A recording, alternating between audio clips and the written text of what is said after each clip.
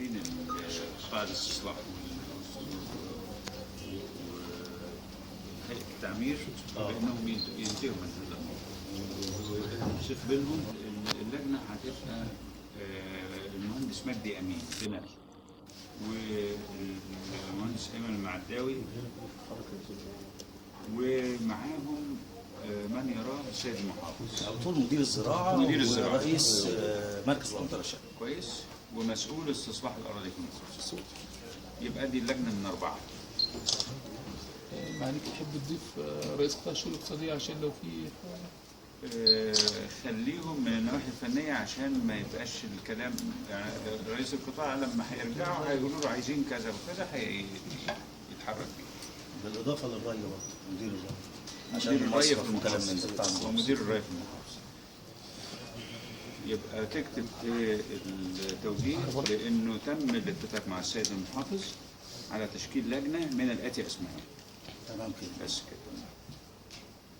حاجة عايزين نجيب حاضر إن شاء الله. يبقى إن شاء الله اللجنة دي تيجي خلال الأسبوع ده، وننتظر التقرير بتاعهم على يوم الأربعاء إن شاء الله. التفعيل بقى على طول إن شاء الله بالخطة الزمنية للتنفيذ، ويكون معاهم زي ما قلنا مسؤول الري في المحافظة. المشروع ايه؟ الري المشروع عشان يكون عندنا الاهداف حضرتك هتبقى قرية الامل والمساحة اللي تم تخصيصها لاهالي القنطرة. ايوه، ما هي المساحة دي 500 فدان بالاضافة ل 3500 فدان. استكمال الاعمال والاجراءات الخاصة باحياء مشروع قرية الامل بس بالأنطرة شرق. تمام. في كل جوانبه. موضوع الثاني برضه نلح مع الوزير موضوع الاسمده. نعم. احنا كنا طلبنا من الاسمده عشان طبيعه الارض الرمليه النطرات. وحضرتك قلت ان في دراسه واحنا شغالين في الموضوع ده وحاطين في دماغنا الاسماعيليه. ايوه. على اساس الاسماعيليه ان هي من اولى المحافظات اللي بتصدر للعالم، وسواء فاكهه او محاصيل. فعايزين برضه الموضوع سيادتك تخليه في تمام. يبقى التوجيه للجنة الأسمدة بالإسراع من إعادة توزيع الأسمدة. بدل 35% عايزين بس توصل 50% حتى. تزيد نسبة محافظة الإسماعيلية من الأسمدة النتراتية إلى 50% بدلا من 35%. تمام؟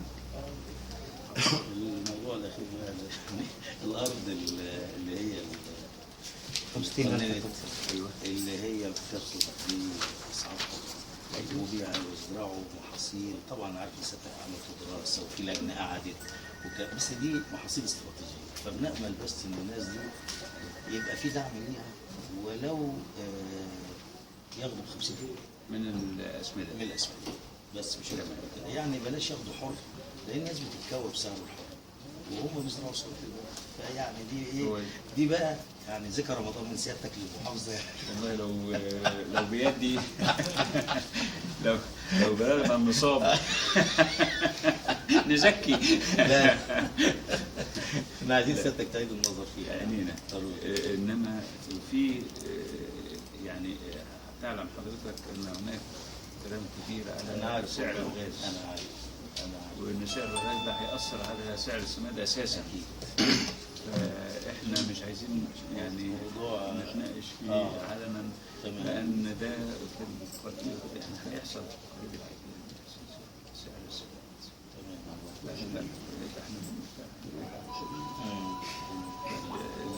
اللي ماسك في حاجه احنا اصل هو الموضوع كمان مش اصله انا عارف مقدر مش الاسماعيليه لوحدها، انه في الاف على مصر على مستوى مصر. بالظبط يا فندم، بالظبط.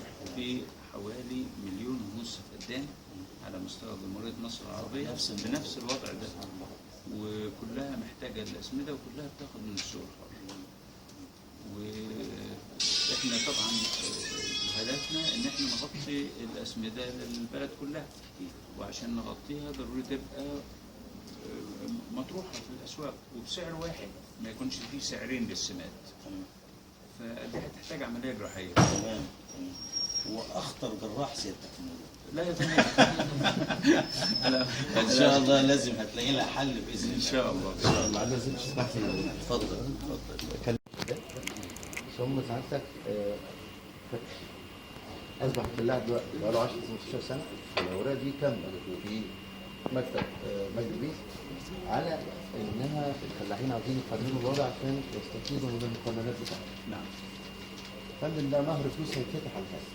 الفلاح جاهز دلوقتي، احنا مجهزين ناسنا على ان هم يسددوا رسوم التقنير او مقابل التقنير. الجزء الاول بتاع ال 10% اللي اتدفعت من الشركات اتدفعت، اذا الاوراق موجوده. وقام سعادتك لجنه وقالت ان فعلا في تم عمل شروطيات لكل فلاح ومتسكن على شروطي وتمام، بس على اسم فعيل. ايه اللي مأخر الشيء؟ هو ده بس.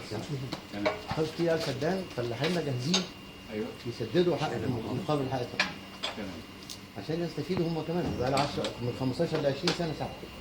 اشجار مثمره كبيره جدا ومحاصيل استراتيجيه كبيره. طيب يبقى دي تضاف الى اللجنه الى مدير الاسبوع انها تكون عملت الدراسه اللازمه لتقنين اوضاع 65,000 فدان. ده السيد ده. في المراقبه في الشرق والغرب. تمام. والاتصال بهذا الشأن مع مدير الزراعه بالمحافظه قبل الوصول. تمام. حاضر. ربنا يخليك. الإرشاد الزراعي على مستوى مصر في خطة لتطويره، وهنعتمد على إن في 4 مراكز للدعم الإعلامي موجودين في عدد من محافظات مصر، منهم واحد في الإسماعيلية. المركز ده لما يتطور يعني يا ريت نبص عليه حتى لو بس من غير ما نطب عليه. فالمركز ده لو اتطور هيبقى يقدر يعد الماتيريال اللازمه للارشاد الزراعي في المحافظه والمحافظات القريبه. ده هيبقى بقى اساسا زي اشعاع لمحافظات القناه وسينا. بالظبط. اللي هم الخمس محافظات. بالظبط ان شاء الله. وده اظن ان ونحاول ان احنا نوفر له التمويل والامكانيات الكافيه اللازمه انه يقدر يقوم بالحكايه. يعني الموضوع يحتاج الى تضافر الجهود. قد لا يكون لدى وزاره الزراعه التمويل المالي الكافي للبدء بسرعه، لكن لما نحط ايدنا في ايد بعض حضرتك هنقدر ان احنا نجد التمويل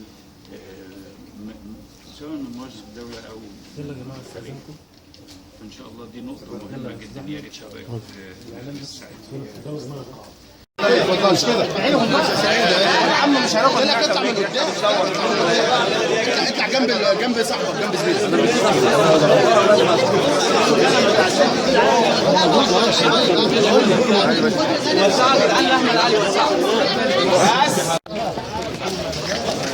معيزه يا فندم. اتفضل يا فندم. اتفضلوا بعد اذن حضراتكم. الناس اللي قالت يمين وشمال. مرحبا معايا. اهلا بيك. حد يا بابا. حد يا بابا.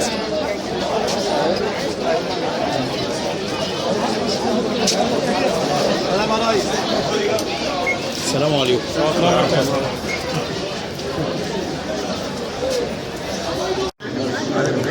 طبعا يا باشا. كلمتهم بقى.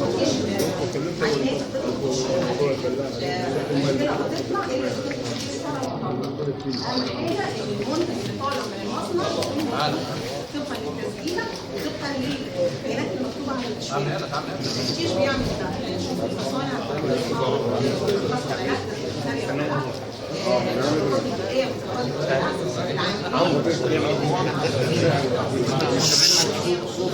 صوت يا جماعه.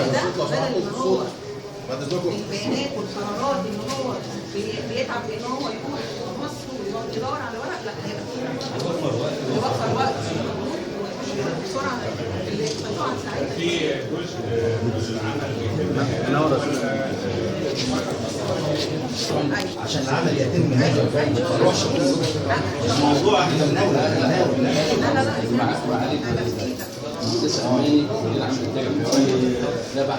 الموضوع نظري، هو الموضوع مش نظري، الموضوع اللي كان بيتعمل في القاهره هيتعمل يا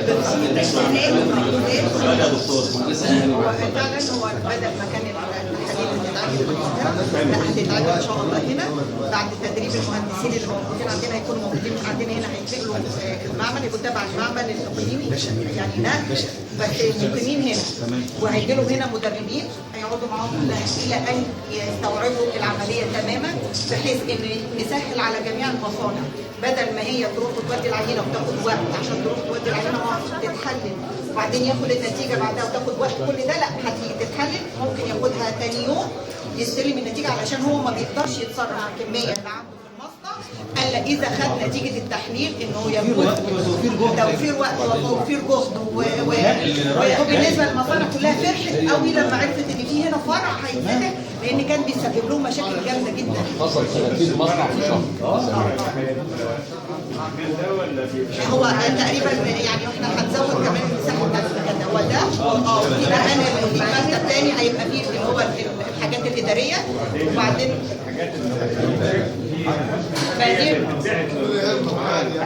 لا هيبقى في بقى عينه في مساحه احنا عندنا ينزلوا برضه القاهره يبقى شلنا هنا بالفرع الجديد اللي هيتعمل في دمياط.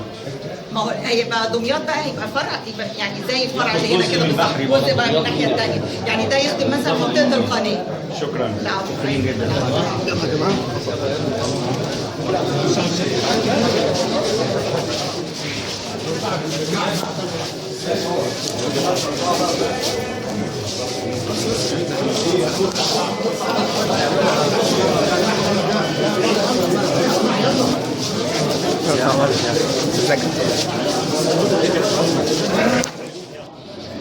السلام عليكم.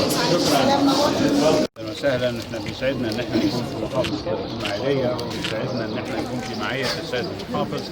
السيد المحافظ له جهد مشكور كبير في عمليه تطوير الزراعه في المحافظه، واحنا بنعمل جهدنا على ان احنا نساعد. طب اعمل ايه؟ جوله سيادتك النهارده كنت تنضم بتتضمن العديد من النقاط، في منها افتتاح فرع مركز تقليد الاغذيه والاعلاف للرقابه على الاعلاف والمصانع الخاصه بالانتاج الاعلاف الحيوانيه، وايضا تتضمن توزيع بعض الماعز على الاسر الاكثر احتياجا، بتتضمن زيارات لمصانع الاعلاف ومصانع الانتاج اللحوم، وتتضمن ايضا بعض المرور على انشطه مختلفه في وزاره الزراعه في المحافظه. ماذا ايضا يا فندم بالنسبه لتلك الجوله؟ هل سيتم توزيع كما سمعنا عن بعض المواشي وبعض الماعز على بعض المواطنين هنا في محافظه الاسماعيليه او محدود الدخل هنا ام لا؟ قلنا في توزيع ل 150 من رأس من الأغنام على الأسر الأكثر. ومعنا الآن محافظ الإسماعيلية اللواء أحمد القصاص، تحديدا يا فندم تلك المشاريع اللي ستفتتح اليوم. محمود سامعين يا محمود؟ ماشي أي حد ولا لازم تشيك. في بداية كلامي برحب بمعالي الوزير في المحافظة، وهي زيارة احنا منتظرينها من زمان من فترة كبيرة عشان اللي هيتقدم النهارده في المحافظة، بالإضافة للترحيب بيكم جميعا النهارده في المحافظة.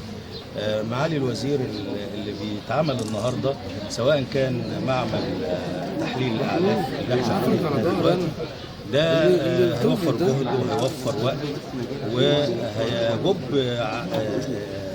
ذهاب المواطن والاعلاف للقاهره عشان تتحلل وترجع، مش لمحافظه الاسماعيليه بس، لمحافظه الاسماعيليه ومحافظات القناه والسويس.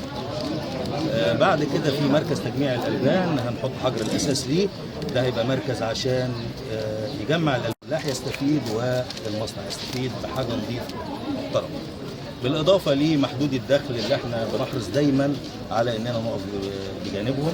النهارده هيتوزع 150 راس زي ما اتفضل معالي الوزير وقال، وهو وعدنا معالي الوزير وادى تعليمات ب1000 راس جايين تانيين من الماعز، بالاضافه ل تعاون بين لو سمحت اسمعني عشان نقول الكلام اللي عمله سياده الوزير. في 500 راس عجل جايين قبل رمضان ان شاء الله عشان يتوزعوا برضه على محدود الدخل. الكلام ده في بادره من السيد الوزير للمحافظه. بعد كده هنمر على شؤون قمح، هنمر على بعض المصانع. معالي الوزير النهارده بشرنا ايضا المشروع اللي كنا شفناه الخاص بنقل 1,300,000 متر مكعب من الميه اللي كانوا بيتهدروا في قناه السويس، هننقلهم ان شاء الله للشرق. الدراسه تقريبا انتهت عند معالي الوزير.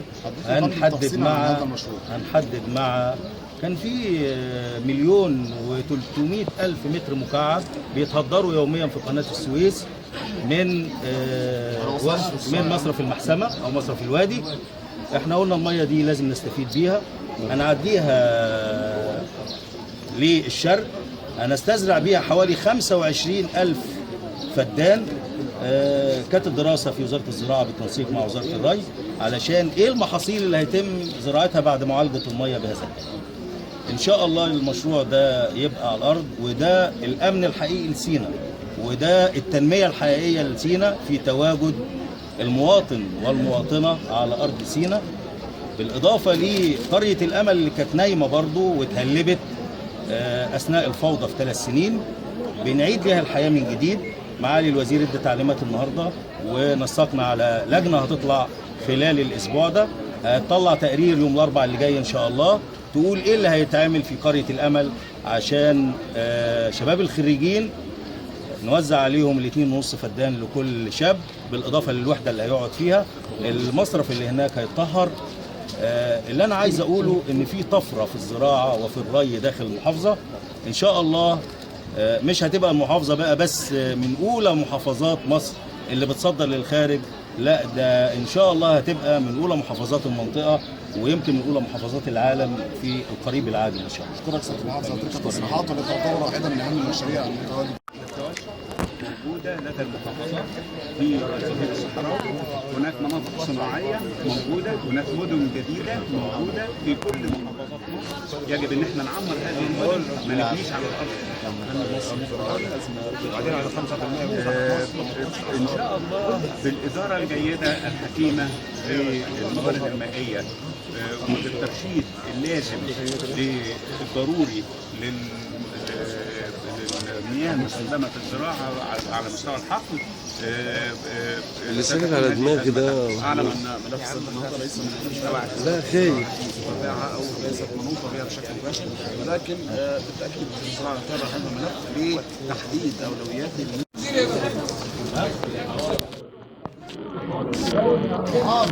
صباح محمد فكري.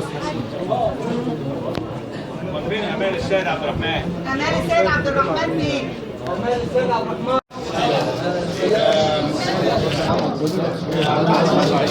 رضا محمد احمد.